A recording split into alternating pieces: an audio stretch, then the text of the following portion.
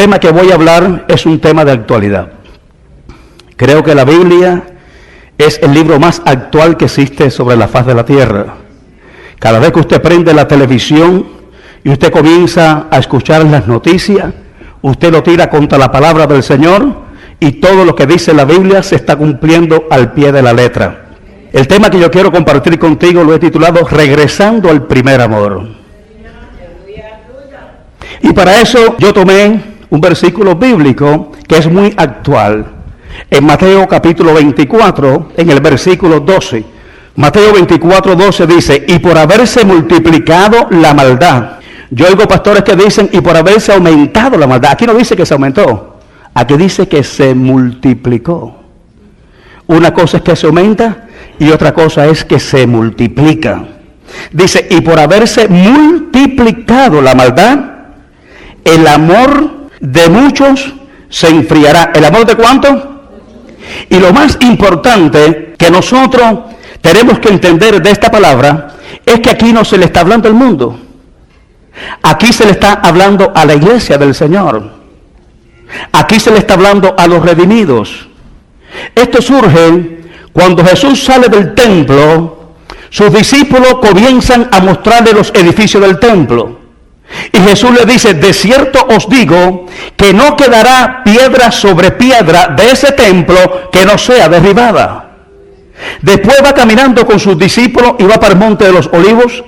Y sus discípulos en privado se le acercan y le hacen una pregunta. Dinos, ¿cuándo van a suceder esas cosas que tú dijiste? ¿Cuándo será el fin del siglo y cuándo será el tiempo de tu venida? Y aquí el Señor Jesús comienza a decirle a sus discípulos una serie de señales que iban a acontecer, porque cuando miramos estas señales, la iglesia tenía que levantar la cabeza, porque estamos seguros que nuestra salvación está más cerca que cuando creímos. Entre las cosas que le dice Jesús a sus discípulos, Él dice, mira que nadie te engañe. Hoy por hoy, dentro de las iglesias, se está predicando un evangelio de falsedad y de engaño, y ustedes saben que es verdad. Tenemos que tener cuidado lo que nosotros estamos escuchando, porque no todo lo que se predica desde los púlpitos es palabra de Dios. Yo le he enseñado a la iglesia en espíritu y en verdad que jamás en la vida la palabra se puede reemplazar por cualquier otra cosa. Yo alabo y glorifico a Dios por los hombres que con inspiración y revelación escriben libros que son de beneficio extrabíblico para nosotros. Pero jamás en la vida nosotros podemos cambiar un libro por el libro de los libros, que es la palabra de Dios. Porque el cielo y la tierra pasará, pero mi palabra, dice el Señor, nunca pasará. Alguien puede alabar y glorificar el nombre del Señor. Y lo segundo que sigue diciendo, pero vendrán muchos en mi nombre diciendo yo soy el Cristo. Y sigue diciendo, y a muchos, no a poco, ya conmigo, a muchos engañará. ¡Wow! ¿Cuántas personas andan por el mundo autoproclamándose Jesucristo? Recientemente aquí en la ciudad de Miami, hace unos años atrás, se levantó uno que decía Jesucristo hombre. Por donde quiera que iba arrastraba multitudes. ¿Y a cuánto engañó? A muchos, de tal manera que todavía, ya él pasó, ya él murió, y la esposa ahora sigue con las mismas mentiras, con las mismas falsedades, con los mismos engaños. ¿Por qué? Porque eso es un espíritu que se va transmitiendo de generaciones en generaciones, y dice que no es a poco, a muchos engañarán. Por eso nosotros tenemos que estar conectados con el Espíritu de Dios, porque el Espíritu Santo de Dios te lleva a toda verdad y te lleva a toda justicia. Nunca va a permitir que la mentira se aloje en tu corazón y en tus pensamientos. Dice, porque vendrán muchos en mi nombre diciendo yo soy el Cristo, y a muchos engañarán. 6, y oiréis de guerra y rumores de guerra. ¿Estará sucediendo eso? Claro que sí. Mirad que no os turbéis, porque es necesario que todo esto acontezca, pero aún no es el fin. Porque se levantará nación contra nación y reino contra reino, y habrá pestes y hambre, terremotos en diferentes lugares. Y todo esto es principio de dolores. Entonces se entregarán a tribulación y os matarán, y seréis aborrecidos por toda la gente por causa de mi nombre. Muchos tropezarán y se entregarán unos a otros, y unos a otros se aborrecerán, y muchos falsos profetas. ¿Cuántos falsos profetas? Yo he conocido personas que le han dado profecía, se manda a correr a través de esa profecía sin verificarla, sin buscar la confirmación del Señor, y andan por ahí hoy apartados de Dios.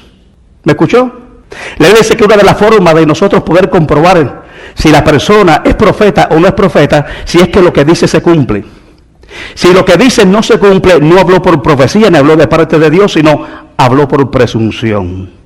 Y hoy hay muchas personas dentro de los ministerios de las iglesias hablando por presunción de sus propios pensamientos, de sus propios corazones, etcétera, etcétera. Entonces se van a levantar ¿cuántos? Muchos falsos profetas. ¿Cuántos? Y engañarán a muchos. Y aquí dice, y por haberse multiplicado la maldad, el amor de muchos se enfriará. Ahora, esto ya lo había dicho el Señor a la iglesia de Éfeso. Busca conmigo, por favor, Apocalipsis capítulo 2, versículos 1 y 5. Dice, escribe al ángel de la iglesia en Éfeso, el que tiene las 7 estrellas en su diestra, el que camina en medio de los 7 candeleros de oro. Este es Jesucristo. Dice esto, ¿qué es lo que dice? Yo conozco tus obras, tu arduo trabajo y tu perseverancia, y que no puedes soportar a los malos. Has probado a los que se dicen ser apóstoles y no lo son, y lo has hallado mentiroso. Dice el 3, has sufrido, has sido perseverante, has trabajado arduamente por amor de mi nombre, y no has desmayado. Ahora dice el 4, pero tengo contra ti que has dejado tu primer amor. 5, recuerda por tanto de dónde has caído, arrepiéntete y haz las primeras obras, pues si no te arrepientes, pronto vendré sobre ti y quitaré tu candelero de su lugar. Esto está poderoso. Éfeso era una ciudad próspera, pero también era una ciudad muy idólatra. Precisamente Éfeso era la que estaba resguardando el templo de la diosa Diana. En una oportunidad, el apóstol Pablo llega a Éfeso y comienza a predicar la palabra de Dios en el capítulo 19 del libro de los Hechos. Cuando llega allí a predicar la palabra del Señor, la iglesia estaba en un estado muy deprimente. No conocían el Espíritu Santo, no tenían conocimiento, no tenían revelación, no tenían sabiduría. Pablo comienza a predicar la palabra y se junta con unos 12 discípulos del Señor y le pregunta, ¿recibisteis el Espíritu Santo cuando creísteis? Ellos le preguntan, ¿qué es el Espíritu Santo? O sea, no tenían conocimiento de lo que era el Espíritu de Dios. Y él le pregunta, ¿y en qué tú te bautizaste? Dice, yo me bauticé en el bautismo de Juan. Y él dice, el bautismo de Juan era para arrepentimiento, pero él venía anunciando a alguien que venía detrás de él, que es Jesucristo. Cuando ellos escuchan eso, son bautizados por el apóstol Pablo. Él pone las manos sobre los discípulos, reciben el Espíritu Santo, hablan en otras lenguas y comienzan a profetizar. Ahora, yo me estaba preguntando, ¿por qué es que cuando el apóstol Pablo llega donde están los discípulos, ya ellos se habían bautizado en agua y él los vuelve a bautizar? ¿Por qué? Ellos se habían bautizado en el bautismo de Juan. Ahora Pablo los toma nuevamente y los bautiza en el nombre de Jesús. ¿Por qué es que Pablo los vuelve a bautizar? Porque quiero que sepa que el bautismo que predicaba Juan era para los impíos, era para el arrepentimiento. Pero el bautismo que hace Pablo es para los creyentes. Dice la Biblia, el que creyere y fuere bautizado. El segundo paso después que usted cree es ser bautizado. Y Pablo por eso dice que él toma nuevamente a los discípulos y los bautiza ahora en el nombre de Jesús. Una vez que lo bautiza en el nombre de Jesús como nuevos creyentes, se activa el poder de Dios sobre sus vidas. Comienzan a profetizar, hablan en otras lenguas y comienzan ahora a alabar y glorificar el nombre del Señor. Cuando viene el Espíritu Santo sobre nosotros, comienza a darnos revelación, sabiduría, entendimiento. Nos comienza a revelarle al Hijo y al mismo tiempo nos revela quién es el Padre y por ende nos revela quiénes somos nosotros en Él. Alaba y glorifica a Dios.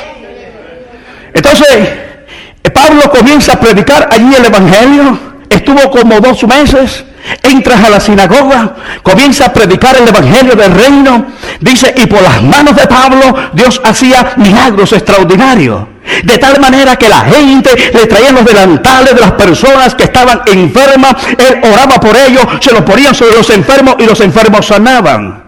La otra cosa es que ahí alguien quiso imitarlo. Una cosa es la autenticidad que nosotros tenemos del Espíritu y otra cosa es la imitación.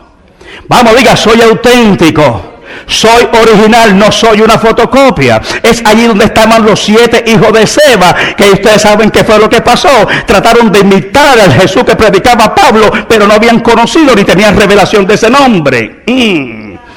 ¿Y cómo terminaron? Cuando quisieron reprender los demonios se les tiraron encima. Dice así literalmente, lo controlaron, lo golpearon, lo hirieron y lo mandaron desnudo para la casa. Ahora, lo más importante es que Pablo era usado poderosamente mientras predicaba la palabra. Dice que milagros acontecían, las personas eran salvas, venían las multitudes confesando sus hechos. Y la otra cosa es que las personas que adoraban a Diana de los Efesios venían botando todos los libros de magia, botando todas sus estampillas, botando todos los artículos de brujería, lo estaban botando porque ahora habían conocido el Dios de la verdad y la verdad los había hecho libres. Aleluya. Hasta que nosotros no conozcamos la verdad, no nos vamos a despojar de todas las mentiras que durante muchos años se han añadido a nuestras vidas. Comenzaron a botar todos los libros de magias, comenzaron a botar todas las estampillas, y dice que cuando hicieron un cálculo de todo eso que habían botado, el total era 50,000 piezas de plata. ¿Será mucho dinero eso en esa época? Eso es un tesoro. Fíjate cuántas cosas la gente gasta en lo que no es de Dios.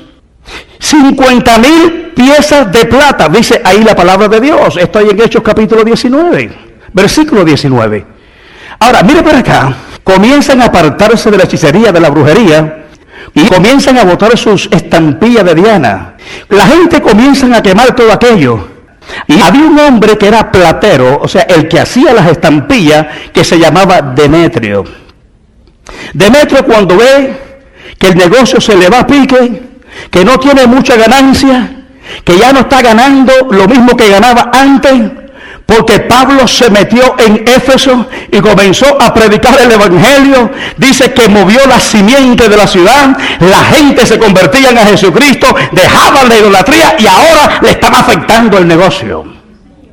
Demetrio va a donde estaban sus compañeros artesanos, le dice, oye, tú sabes que esto que estamos haciendo nosotros nos produce mucha riqueza. Y este Pablo que anda por ahí, dice que lo que nosotros hacemos con nuestras manos no son dioses ni tiene poder. ¿Sabe lo que está haciendo Pablo? Pablo nos está desacreditando a nosotros, y no solamente a nosotros, está desacreditando el gran templo de la diosa Diana, que es grande no solamente en Éfeso, sino en el mundo entero. Cuando ellos escucharon eso, comenzaron a gritar frenéticamente, grande, grande es Diana de los Efesios. Grande es Diana de los Efesios. Y se formó tremendo barullo, se formó tremendo tumulto. Bueno, y el escriba tuvo que meterse, levantar las manos, mandar a callar a la gente. Cuando vieron que uno de los judíos quiso hablar para explicarle un poco acerca de eso y vieron que era judío, comenzaron a gritar más fuerte. Dice que comenzaron a gritar 2 horas consecutivas, grande es Diana de los Efesios.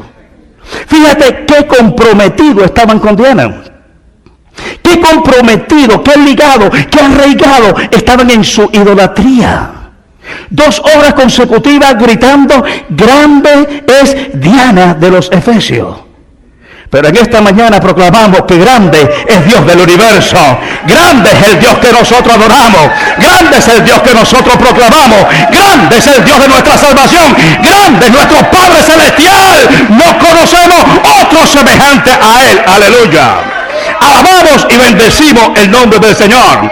Lo que le quiero dar en esta mañana a entender es en la condición que se encontraba Éfeso. Es la misma iglesia donde el apóstol Pablo, cuando oyó que allá se habían convertido al Señor, él oraba para que recibieran revelación, sabiduría, entendimiento, para que recibieran iluminación y supieran lo que Dios le había concedido, porque estaban como ciegos, no tenían conocimiento y revelación, habían aceptado a Cristo, pero no habían sido discipulados. Te voy a decir algo, tú puedes haber aceptado a Cristo, pero si no te discipulas, estás de la misma forma, de la misma manera que tú estabas antes de conocerlo, aunque estés dentro de la iglesia. Porque dice la Biblia que no es hablar de la verdad, es conocer la verdad, y es la verdad la que te hace libre. Otra de las cosas que le dijo Pablo a la iglesia de Éfeso era que fuera fortalecida en su ser interior por el Espíritu de Dios. ¿Para qué? Para que habitara Cristo por la fe en sus corazones, a fin de que arraigado y cimentado en su amor, sea plenamente capaz con todos los santos de conocer cuál es la altura, la anchura y la profundidad del amor de Dios. ¿A quién le está hablando del amor? Diga, a la iglesia de Éfeso. Y ahora aquí Jesucristo se le revela al apóstol Juan y le dice, escribe el ángel de la iglesia en Éfeso, dile que se vuelva al primer amor, porque si no yo voy a venir a ellos y le quitaré el candelero si no se hubiese arrepentido. Ahora, yo me hice una pregunta mientras en la mañana yo estaba estudiando esto. Yo digo, ven acá, si Dios le está hablando a las 7 iglesias del Asia Menor, ¿por qué no le habló a los pastores y sí le habla a Juan? Se dice, escribe al ángel de la iglesia. El ángel de la iglesia son los pastores. Y yo creo que nadie debe estar más interesado por la iglesia que el pastor. Sin embargo, Dios no le habla al pastor, el Señor le habla a Juan. Y yo le preguntaba, Señor, ¿por qué directamente tú no fuiste a donde estaban los pastores y le hablaste y le revelaste cuál era su condición? Y me dijo, precisamente por eso, porque la iglesia de Éfeso estaba insensible y no estaba en la capacidad espiritual de poder escuchar mi voz. Estaba ocupado en tanto trabajo, estaba ocupado en tanto afán, estaba ocupado en tantas cosas que dejaron de lado lo más fundamental y lo más necesario, que es relacionarnos tú a tú con nuestro Padre Celestial. Por eso Dios le podía hablar al ángel de la iglesia, pero ellos no estaban capacitados para oír. Entonces, ¿por qué Juan se estaba capacitado para ir? Porque él estaba en el Espíritu en el día del Señor. Yo vengo a hablarle a hombres y mujeres de fe en esta mañana. Cuando tú estés en el Espíritu, tus oídos van a estar capacitados para oír y tus ojos van a estar preparados para poder ver en lo sobrenatural. Necesitamos meternos en el Espíritu. Cuando tú estás pasando por el proceso, cuando tú estás pasando por la prueba, tú puedes estar seguro que si tú estás en el Espíritu, vas a ver a Jesús en otra dimensión que nunca antes tú lo habías visto. Quizás conocemos al Jesús de la Biblia, al Jesús que vino por la tierra, al Jesús que murió en la cruz del Calvario, pero todavía no hemos tenido una revelación clara de quién es Jesús, el glorificado. Alguien puede alabar y bendecir el nombre del Señor. Dice aquí la palabra de Dios, oh, yo alabo y glorifico su nombre. Juan estaba en la isla de Patmos por dos causas. La primera causa era por la palabra de Dios y por el testimonio de Jesucristo. El evangelio se predica de dos maneras. Uno a través de la palabra de Dios y otro a través del testimonio. ¿Me está escuchando? ¿Por qué? Porque tenemos la palabra de Dios en nuestro corazón, pero somos testimonio vivo de su poder transformador. A mí nadie me lo contó, yo no se lo vi a otro, yo mismo soy testigo de ese poder que cambia y transforma la mente y el corazón de los hombres. Alguien puede alabar su nombre en esta mañana. Por eso predica la palabra y testifica de lo que Dios ha hecho en tu vida cuando predica el evangelio. Porque si no creen por la palabra, van a creer por lo que Dios ha hecho en tu vida. Ahora, aquí en el capítulo 1 del libro de Apocalipsis, Juan, a pesar de la prueba, expone 4 cosas que lo mantiene en pie en medio de la soledad y el proceso. Vea conmigo, proceso. Lo primero es, si tú miras Apocalipsis capítulo 1, dice que él estaba firme y gozoso en la tribulación. ¿Cuántos se gozan en la tribulación? Dice la Biblia, gozosos en la tribulación. Pero dice también, tú estás gozoso en la tribulación cuando tú estás constante en la oración. Tú estás gozoso en la prueba cuando tú te mantienes firmes en el Señor. El segundo punto es que estaba posicionado en el reino. ¿Qué es lo que dice ahí? Vamos, déjame buscártelo para que lo lea conmigo. En el versículo 9 dice: yo, Juan, vuestro hermano y copartícipe, vuestro, ¿en qué? En la tribulación. Juan no estaba muy cómodo en la isla de Pasmo. Él fue desterrado allí en la isla de Pasmo para que los animales se lo comieran, para que se murieran. Él estaba pasando por tremenda tribulación. Él estaba pasando por tremendo proceso. Ay, Dios mío. ¿Qué sigue diciendo aquí? Dice, en la tribulación y en qué más, pero también en el reino. ¿Por qué se mantenía firme en la tribulación? Porque él estaba posicionado en el reino. Cuando tú estás posicionado en el reino, dice la palabra del Señor que tú puedes pasar por tormenta, tú puedes pasar por tribulaciones, pero tú te vas a mantener firme. ¿Por qué? Porque en el reino estamos por encima, diga, estamos arriba. Estamos controlando y no somos controlados. En el reino tú tienes autoridad, tú tienes poder, tú tienes señorío contra cualquier situación adversa que tú estés atravesando. Por eso dice, más buscar primeramente el reino de Dios y su justicia, y todas las demás cosas te van a ser añadidas. Puedes alabar y bendecir el nombre del Señor.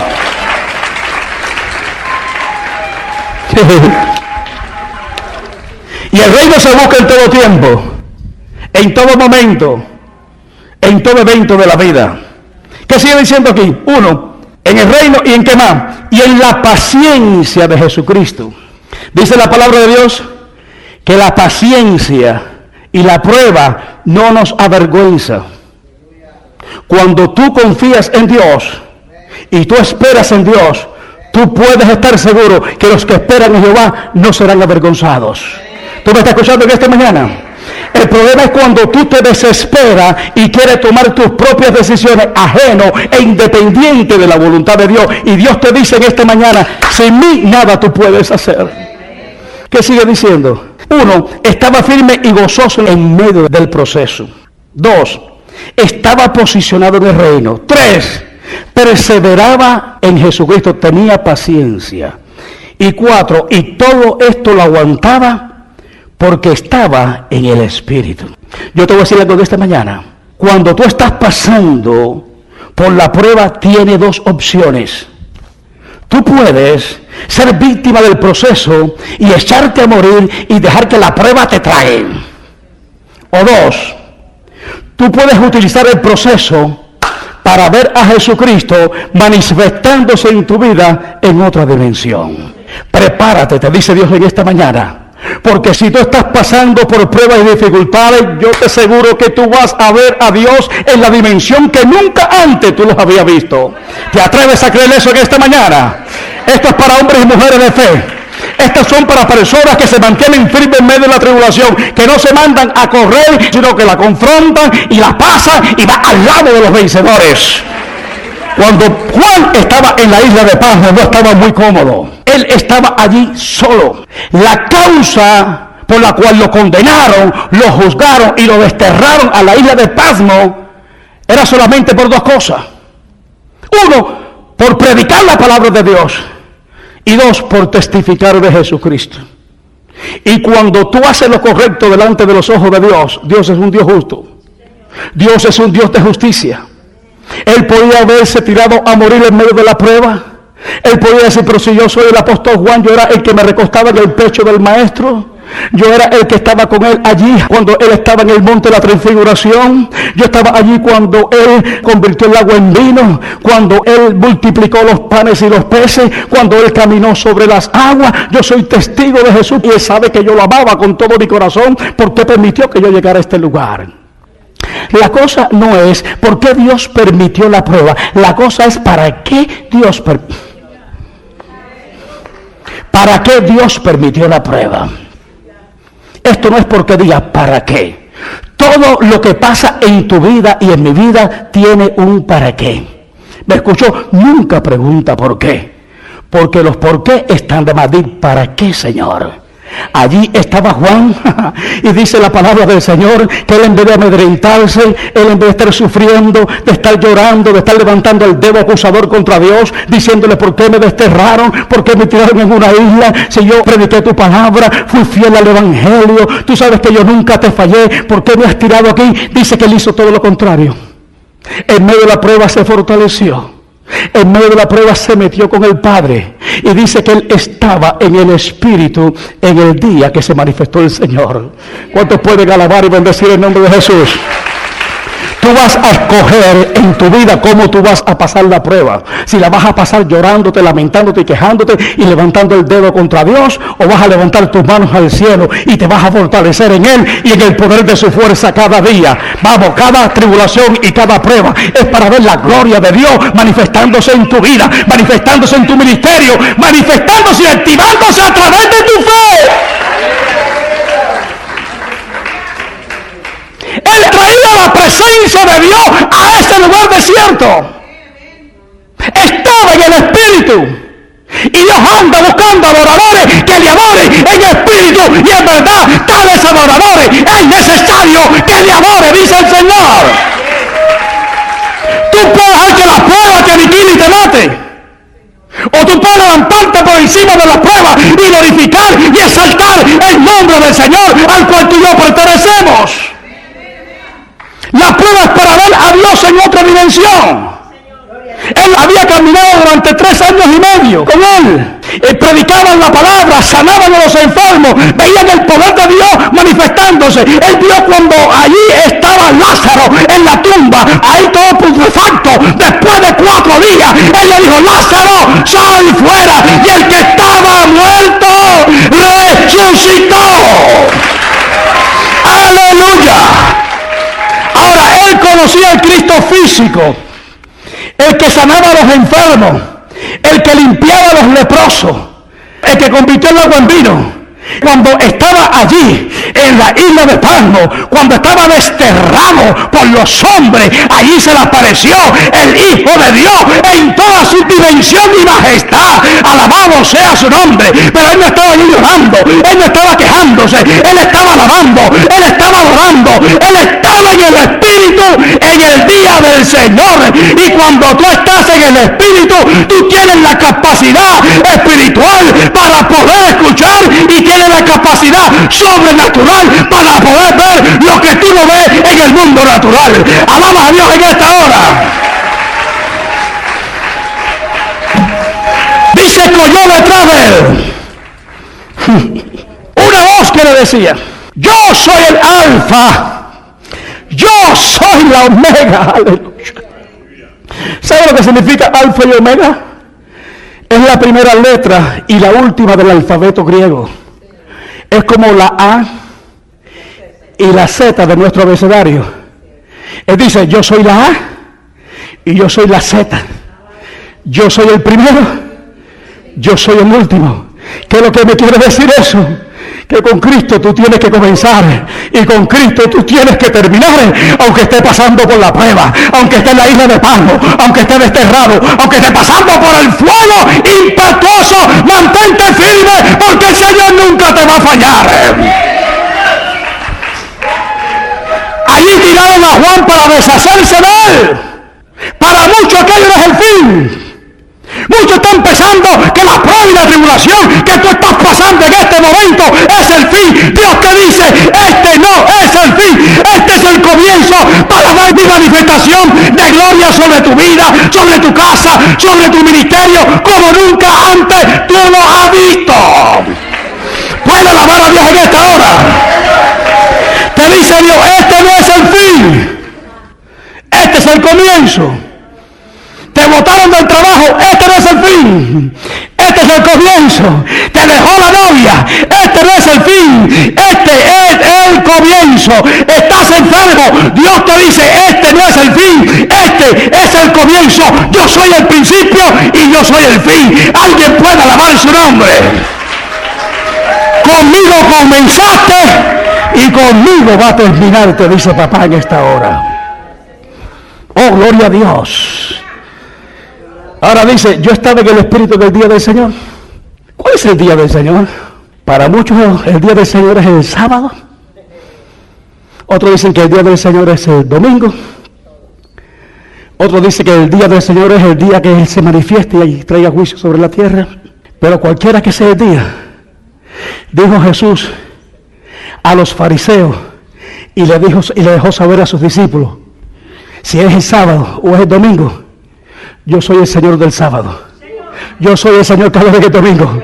Yo soy el Señor que adora en esta mañana. Yo soy el mismo de ayer, de hoy y por todos los siglos. ¿Cuántos pueden alabar y bendecir su nombre en esta mañana? Yo soy el Señor del sábado. El que adora en el sábado es a mí. Yo soy el Señor, el que está en la adoración del sábado y de cualquier otro día en que haya alabanza y adoración. Por eso él mismo dijo, donde hay dos o más reunidos en mi nombre, yo me meto en el medio. ¿Por qué? Porque la alabanza y la adoración es una invitación para que Él se manifieste. Ay, Dios mío, yo no sé si tú me estás entendiendo. El apóstol Juan estaba en la isla, pero él no se dejó caer. Él se mantuvo en el Espíritu. Me imagino que allí oraba como nunca antes. Allí adoraba como nunca antes. Allí alababa como nunca antes. Y mientras tú alabas y tú oras, eso es una invitación para que Él se manifieste. Aleluya.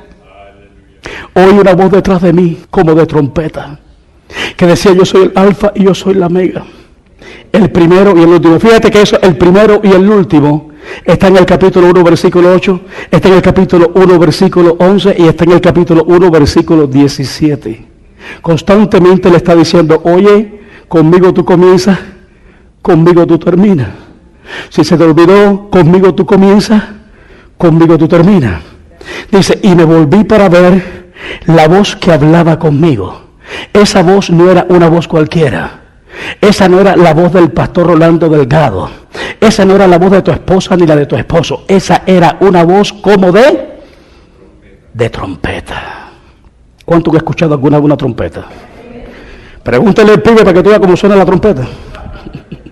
Y vuelto vi 7 candeleros de oro. Y en medio de los 7 candeleros a uno semejante al Hijo del Hombre. Este Hijo del Hombre es con doble H mayúscula para que no nos equivoquemos. Porque aquí podemos ver muchos hijos. Pero el Hijo del Hombre es Jesús. Con H mayúscula. Vestido de una ropa que llegaba hasta los pies. Ceñido por el pecho con un cinto de oro. Su cabeza y sus cabellos eran blancos como blanca lana, como nieve. Sus ojos como llama de fuego. Jamás en la vida Juan había visto a Jesús en esa manifestación. Yo no sé cómo tú has visto a Jesús en tu vida o cómo tú conoces a Jesús cuando tú pasas por la prueba y la tribulación y te mantienes firme, te mantienes orando, perseverando, escucha, perseverando en la oración, manteniéndote firme en tus convicciones de fe. Tú puedes estar seguro que tú vas a ver a Jesús en la dimensión que jamás en tu vida tú te imaginaste que tú lo podías ver. Sus pies semejante al bronce bruñido, es decir, bronce bruñido es bronce pulido, refulgente como en un horno, y su voz como estruendo de muchas aguas. Tenía en la diestra 7 estrellas y de su boca salía una espada aguda de 2 filos, y en su rostro era como el sol cuando resplandece en su fuerza. Por un momento tú te imaginas la manifestación de la presencia sublime de Jesús que experimentó Juan. Dice que cuando lo vio, cayó como... ¿Y quién no? ¿Quién no cae muerto ante su presencia? Si ante su presencia la tierra tiembla, los montes se derriten, los collados se deshacen, porque hay poder en el nombre de Jesús. Ahora, aquí le dice, escribe a la iglesia de Éfeso. ¿Cuál es el primer mensaje que le da? Y repito, no se lo daba al pastor porque el pastor no estaba en condiciones de recibirlo. Vamos, busca conmigo ahora el capítulo 2. Escribe al ángel de la iglesia de Éfeso, el que tiene las 7 estrellas en su diestra, Jesús, el que anda en medio de los 7 candeleros, el mismo Jesús, dice esto. Vamos, diga, el que está hablando aquí es Jesús. Es Jesús el glorificado en toda su majestad y en toda su gloria. Dice, yo conozco tus obras y tu arduo trabajo y paciencia, y que no puedes soportar a los malos, y has probado a los que dicen ser apóstoles y no lo son, y lo has hallado mentiroso, y has sufrido, y has tenido paciencia, y has trabajado arduamente por amor a mi nombre, y no has desmayado. Lo primero que tenemos que ver aquí es que el Señor Jesús comienza a evaluar la labor de la iglesia de Éfeso y ve sus cualidades y ve una labor excelente. Cualquiera quisiera estar en una iglesia de tan altas dimensiones, ¿verdad que sí? Una iglesia que trabaja, una iglesia que está en acción, una iglesia que tiene obras. O sea, acuérdate que la fe sin obra es muerta. Cualquiera quisiera estar en una iglesia como esa. Es una iglesia que trabaja, una iglesia que funciona. Una iglesia que trabaja y funciona es una iglesia que está siempre activa. Ahora, dice, yo conozco tu arduo trabajo y tu perseverancia. O sea, no es una iglesia que trabajó por un periodo y se estancó. Es una iglesia que está constantemente en lo que Dios le mandó a hacer. 3, no puede soportar a los malos. O sea, es una iglesia que predica contra el pecado. 4, has probado a los que se dicen ser apóstoles y no lo son, y lo has hallado mentiroso. En otras palabras, es una iglesia que se ocupa de discernir y comprobar lo falso de lo verdadero. Si algo usted tiene que comprobar en este tiempo tan difícil que estamos viviendo, es lo falso de lo verdadero. Porque hay muchos falsos apóstoles, hay muchos falsos profetas, hay muchos falsos que se meterán en la iglesia y apartarán tu oído de la verdad para que tú te vuelvas a la fábula. ¿Qué es fábula? Cuento, mentira, engaño, palabras de los hombres y no palabras de Dios. 5, dice, ha sufrido. Es decir, ha sufrido, ha pasado prueba, ha pasado por el proceso, se mantiene haciendo lo que Dios lo ha llamado a hacer. 6, ha sido perseverante. Una persona perseverante es una persona persistente. Has sido persistente en tu asistencia, en tu puntualidad. No has dejado de congregarte. Siempre estás en la iglesia. Has trabajado arduamente por amor a mi nombre. Espérate. ¿Has trabajado arduamente por amor? ¿Cómo es posible que has trabajado por amor a mi nombre? Y dice, pero tengo contra ti que has dejado el amor. ¿Están conmigo aquí esta mañana? ¿Están captando? ¿Qué dice aquí? Ha trabajado arduamente por amor de mí, de mi nombre, y no ha desmayado. Esa palabra no ha desmayado, es decir, no te has desanimado a pesar que has sufrido, a pesar que has llorado, a pesar que has sido procesado o procesada. Has trabajado arduamente por amor a mi nombre y no has desmayado. Ahora dice el 4, pero tengo contra ti. A pesar de todas estas cualidades y de todas estas características, tengo un pero contra ti. Tiene algo que nos descalifica en medio de todo lo que hacemos. ¿Qué es lo que nos descalifica? Que has dejado tu primer amor. Esto significa que Jesús, más que ver la labor, el sacrificio y el trabajo que nosotros realizamos, lo que más a Dios le interesa de ti y de mí, vea conmigo el corazón. ¿Cómo está tu corazón en esta mañana? Acuérdate que el primer y principal mandamiento es amar a Dios con toda nuestra fuerza, con toda nuestra mente y con todo nuestro. Por sobre toda cosa guardada, ¿qué es lo que tengo que guardar? Tengo que guardar el corazón, porque de él, ¿qué? Diga, brota, mana la vida. Entonces, acuérdate que el hombre siempre va a mirar lo de afuera, pero Dios mira el corazón. ¿Me escuchó? Nosotros no nos vamos a justificar por lo que hacemos. Nosotros nos justificaremos delante de Dios por lo que somos. Lo que yo hago es parte de mi amor al Señor, porque dice, lo hiciste por amor a mí, pero no me califica para el reino de los cielos. ¿Por qué? Porque no somos salvos por obra, somos salvos por gracia. Vea conmigo, por gracia. Tú puedes echar fuera demonios, tú puedes sanar a los enfermos, tú puedes profetizar y puedes perderte. ¿Qué te parece? No te asombre ni te impresione por alguien que te profetiza, y te profetiza verdad. No te impresiones por nadie que sane a los enfermos. No te impresiones por nadie que eche fuera demonios. ¿Sabe por qué no te puede impresionar? Porque hay muchos que lo hacen, pero no tienen revelación y conocimiento de quién es el que lo hace a través de ellos. ¿Me está escuchando en esta hora? Hay personas que lo hacen, pero nunca han tenido un encuentro cara a cara con Jesús.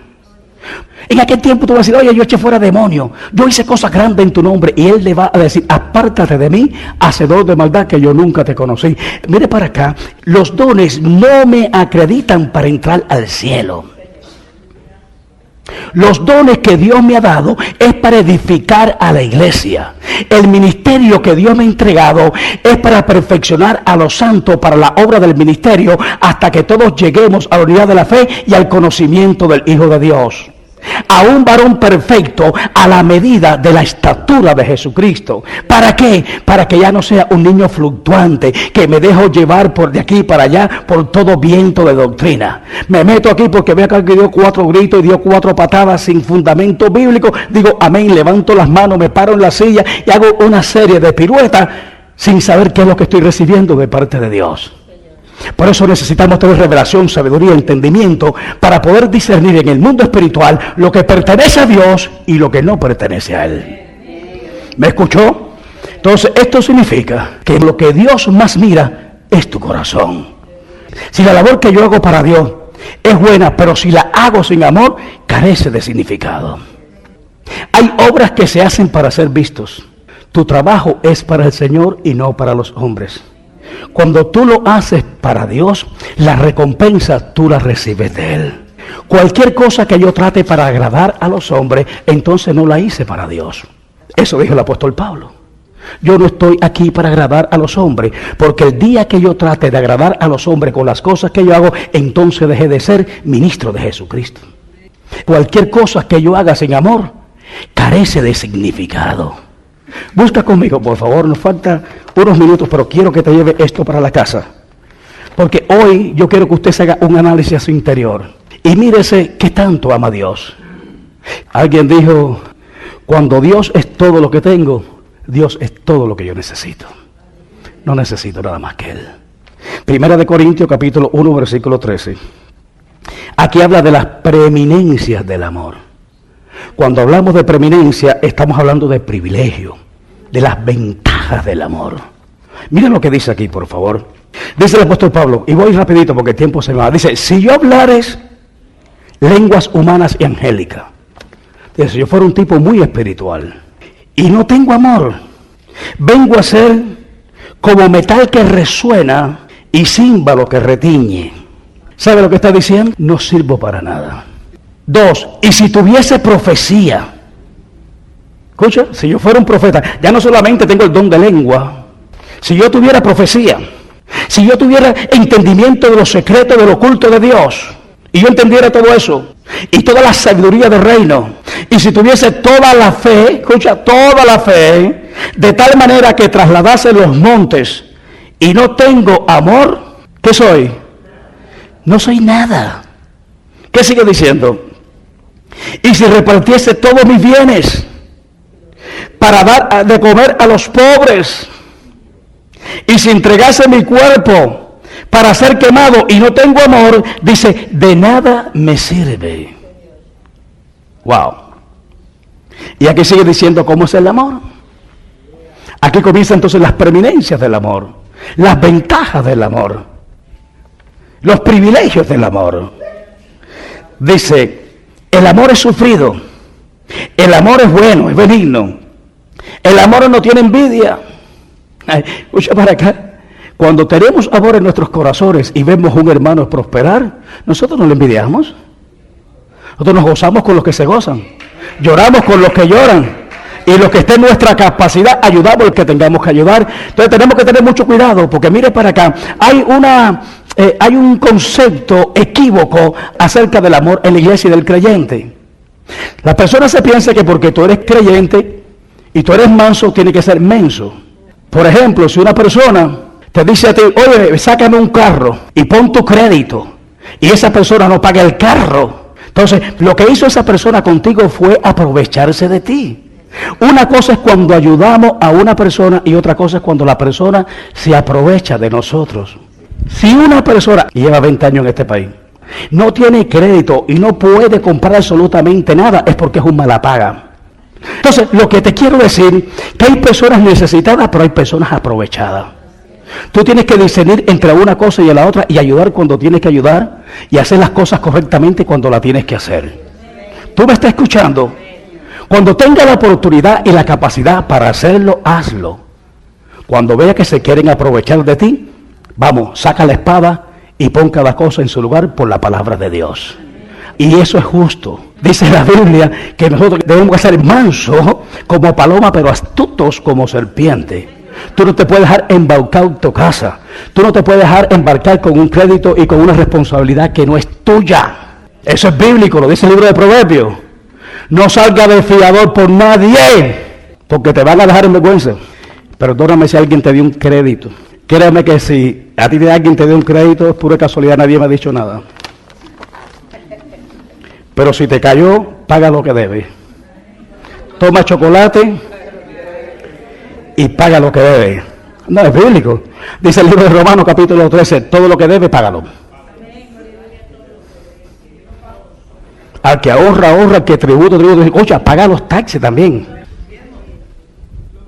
Oye, tiene que pagar los diezmos. Oye, le pagamos los tributos y le pagamos los taxes a tío San y no se lo queremos pagar a papá. Al tío se lo pagamos, al tío de la tierra, pero no al Padre del reino de los cielos, que nos ha dado tanto y nos da cada día más. Puede alabar y bendecir su nombre. No te pases de listo con papá. Te digo esto, ¿sabes por qué yo te digo esto? Para que nadie te aventaje, para que después tú tengas que pagar lo que tiene y lo que no tiene. Hay personas que por un momento tú las tienes que soltar y dejarla. Cuando el hijo pródigo se fue, el padre nunca lo llamó, el padre nunca lo buscó. Porque Dios dejó que lo procesaran. Hay un tiempo de proceso donde nadie puede meter la mano. Porque es un tú a tú con Dios. Eso fue lo que le pasó allí, en la isla de Patmos, al apóstol Juan. Allí nadie podía interceder, allí nadie podía meterse, porque era un tú a tú con Él.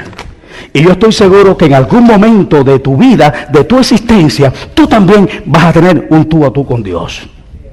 Dice, porque tengo contra ti que has dejado el primer amor.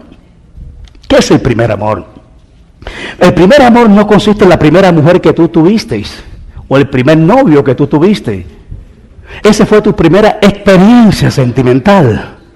Pero el primer amor consiste cuando tú aceptaste el amor de Jesús y te conectaste con Él. Ese es el primer amor. Cuando tuvimos un encuentro genuino con Jesús y nos conectamos y nos relacionamos con Él. El amor consiste en relación. ¿Qué sucede con una pareja cuando deja de relacionarse? ¿Por qué se pierde la relación? Porque se pierde el amor. Entonces, el amor consiste en Jesús. Jesús es lo primero. Él es el número uno en mi vida, ¿sabe qué? Y de aquí en adelante aprendí que los demás esperen. Él tiene que ser el número uno en tu corazón. Yo soy el primero, diga, Él es el primero en mi vida. Eso es lo que significa el primer amor. Que Jesús sea el primero en tu vida. Primero en lo que hace, primero en lo que habla, primero en tus decisiones. Primero Jesús, lo demás tiene que esperar. ¿Cuándo se pierde el primer amor? El primer amor se pierde cuando dejas de relacionarte con Él. Cuando tú dejas de comunicarte. La relación se va apagando y por ende el amor se apaga. Hay tres cosas que debemos de hacer y con esto termino para que nosotros volvamos a recuperar el primer amor. ¿Cuántos de los que están aquí con sinceridad sienten que han perdido el primer amor? Uno, te lo voy a poner de esta manera. ¿Qué tanto difícil se te hace orar? ¿Qué tanto se te hace abrir a todos los servicios de tu iglesia? ¿Qué tanto difícil se te hace leer la palabra? ¿Qué tanto se te hace levantar las manos cuando estamos adorando a Dios? ¿Qué tanto levantamos las manos cuando estamos alabando a su nombre? ¿Qué tanta conexión tenemos con el Espíritu Santo? Si hemos fallado en todas esas cosas, quiero decirte que hemos dejado el primer amor. ¿Cuántos de los que están aquí se enamoraron de verdad alguna vez? ¿Usted se enamoró alguna vez? ¿Cuántos se enamoraron de un novio, de una novia? A ver, por favor, aquí nadie estamos aquí todavía. Cuando tú te enamoraste de tu novia o de tu novio, ¿Qué tiempo tú querías estar a su lado? ¿Qué tiempo tú querías permanecer con él o con ella? ¿Qué tiempo tú necesitabas hablar con él o con ella? ¿Qué tiempo estabas en el teléfono con él o con ella? ¿Me están entendiendo? ¿Qué tiempo permanece en el teléfono con la persona que tú amas? ¿Qué tiempo? La pregunta es, si amas al Señor, porque aquí todo el mundo, nadie levantó las manos, solamente un sincero por ahí levantó las manos. Usted, no la vi. Dos que levantaron las manos. ¿Qué tiempo te gasta con esa armonía, con esa fuerza, con esa euforia, con esas palabras lindas que te salían, que tú no sabes ni de dónde te salían? Te voy a decir de dónde te salían del corazón. Porque del corazón salen las buenas cosas, del corazón sale también lo malo. Ahora la pregunta es, ¿cómo está tu corazón delante de Dios? Si nuestro corazón no nos reprende, confianza tenemos en Dios que estamos haciendo lo que a Él le agrada. Si con esa euforia, con ese ánimo, con ese deseo, con esa alegría, con ese gozo, horas y horas la pasamos en el teléfono con una persona, ¿qué tiempo te la pasa con Jesús? Si se te hace difícil hacerlo, perdiste el primer amor. Vuelvo a hacer la pregunta, ¿cuántos sienten que han perdido eso, que han perdido el primer amor? Es que Dios obra en la sinceridad. Yo sé que hay más que eso. Yo sé que hay más que eso, porque a mí se me hace difícil orar, se me hace difícil ayunar, se me hace difícil. ¿Sabe por qué? Porque hay una lucha entre la carne y el espíritu. ¿Me está escuchando? La carne quiere cama, la carne quiere comida, la carne quiere descansar, la carne no quiere buscar la presencia de Dios. Entonces, si eso se ha apagado en tu vida, necesitas hacer tres cosas. ¿Estás listo para esto? Y vamos a cerrar aquí, porque sé que el tiempo apremia. Lo primero que vamos a hacer, dice Juan que tenemos que analizar tres cosas. Tres cosas que debemos hacer para volver al primer amor. Uno, recuerda por tanto de dónde has caído. Cuando digo esto tenemos que mirar tres cosas. Uno, ¿dónde yo estaba hace un tiempo atrás? Dos, ¿dónde estoy ahora? Y tres, ¿qué fue lo que me hizo llegar hasta aquí? Te lo voy a poner de otra manera. ¿Dónde yo estaba hace un tiempo atrás en el Señor? Cuando tenía esa euforia, esa fortaleza, esa presencia de Dios en mi vida. Dos, ¿hasta dónde he descendido y qué fue lo que me hizo caer? Y eso es lo que tenemos que analizar en esta mañana. ¿Y por qué estoy diciendo esto? Porque a mí me concierne como pastor, como hombre de Dios y parte de este ministerio. Yo acabo de poner un video del año 2015. La iglesia estaba full desde adelante hasta atrás y desde atrás hasta adelante. Y esto me concierne a mí y me hago la misma pregunta. ¿Dónde estaba? ¿Dónde está hoy? ¿Y qué fue lo que hizo que yo llegara hasta aquí? ¿Me doy a entender? Eso lo podemos aplicar a nivel de familia. Eso lo podemos aplicar a nivel personal. Entonces, la pregunta que nos hacemos en esta mañana, ¿dónde yo estaba? ¿Por qué he dejado de alabar a Dios como yo lo hacía antes? ¿Por qué ya yo no lloro en su presencia? Escucha, cuando hablo de llorar, no estoy hablando de llorar por dolor, porque tengo problemas, porque tengo aflicción en mi espíritu. Estamos llorando porque sentimos la presencia del Señor y quebranta por dentro nuestro espíritu. ¿Me entiende? No es un llanto de dolor, es un llanto de gozo. ¿Dónde yo estaba? Analiza lo que tú hacías. ¿Cuánto tiempo oraba? ¿Cuánto tiempo ayunaba? ¿Cuánto tiempo te metí en la presencia del Señor? ¿Dónde estás ahora? ¿Qué fue lo que me hizo que yo llegara hasta aquí? ¿Qué fue lo que me hizo? Eso es, que yo descendiera hasta aquí. Eso es el primero, lo que dice el apóstol Juan que debemos de hacer. Uno, lo primero es recordar por tanto de dónde has caído. Uno, ¿dónde estaba? ¿Dónde estoy? ¿Y qué fue lo que me trajo hasta donde estoy?